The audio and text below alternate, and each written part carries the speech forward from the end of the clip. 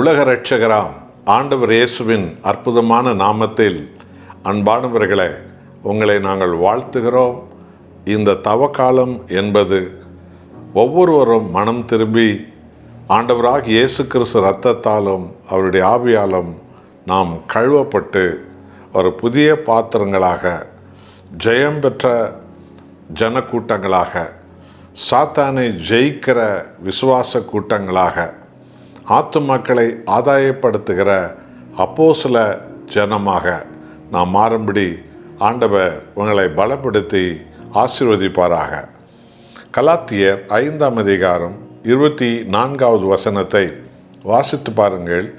ஆவியான தேவன் உங்களுக்கு நமக்கு சொல்லும் ஒரு செய்தி.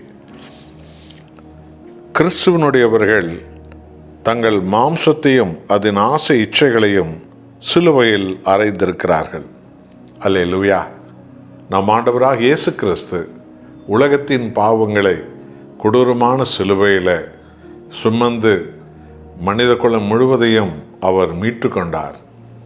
அந்த இயேசு தான் தெரிந்து கொண்ட ஒவ்வொருவருக்கும் சொன்ன செய்தி, ஒருவன் என்னை பின்பற்றி வர விரும்பினால் அவன் தன்னைத்தானே வெறுத்து, தன் பாவத்தை வெறுத்து, சுயத்தை வெறுத்து, மாய்மாலத்தை வெறுத்து, அக்கிரமங்களை வெறுத்து அனுதினமும் சிலுவை சுமந்து வரட்டும் என்று சொன்னார். எதற்காக நாம் சிலுவை சுமக்க வேண்டாம்?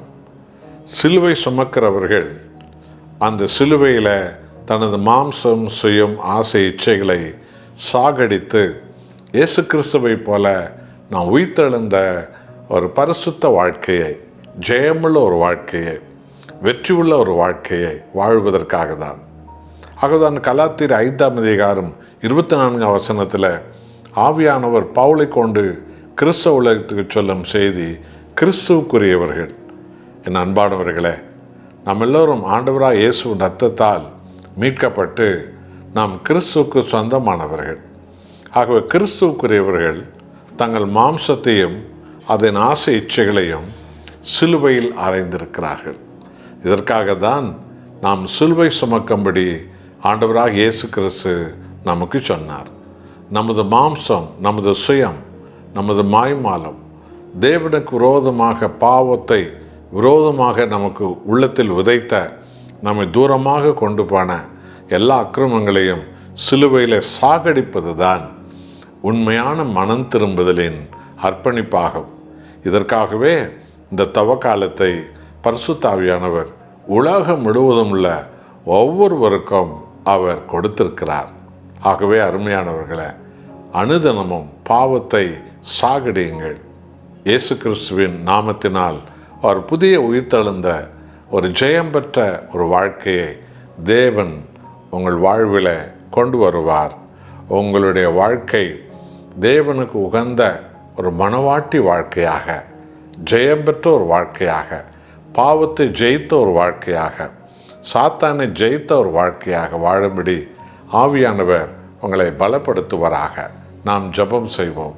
அன்பின் ஆண்டவரே, உலகத்தின் பாவங்களை சிலுவையில் சுமந்து உமது உயிரை எங்களுக்காக கொடுத்து 3ஆம் நாள் உயிரோடு எழுந்த இரட்சகரே, உம்மை பின்பற்றுகிற ஒவ்வொருவரும் அனுதினமும் சிலுவை சுமக்க வேண்டும் என்று சொன்னீர். நாங்கள் சுமக்கிற சிலுவையில் எங்கள் சுயம் சாகடிக்கப்பட வேண்டும், நாங்கள் சாக வேண்டும், எங்கள் பேர் புகழ் சாக வேண்டும். உமக்குள்ளே நாங்கள் உயிர்த்தெழுந்த ஆண்டவரே ஒரு வெற்றியுள்ள ஒரு வாழ்க்கை வாழவே எங்களை கர்த்தர் இந்த நாளில் அழைக்கிறீர். என்னோடு ஜெபிக்கிறோம் அது பிள்ளைகள். ஆண்டவரே, இதோ சுயத்தை சிலுவையில் சாகடித்து ஒரு பரிசுத்த சந்ததியின் வாழ்க்கை வாழ அபிஷேகித்தருளும். அவர்கள் இருதயத்தின் விண்ணப்பங்கள் எல்லாம் இயேசுவின் நாமத்தில் அப்படியே நிறைவேற்றும். இயேசுவின் நாமத்தில் பிதாவே, ஆமென்.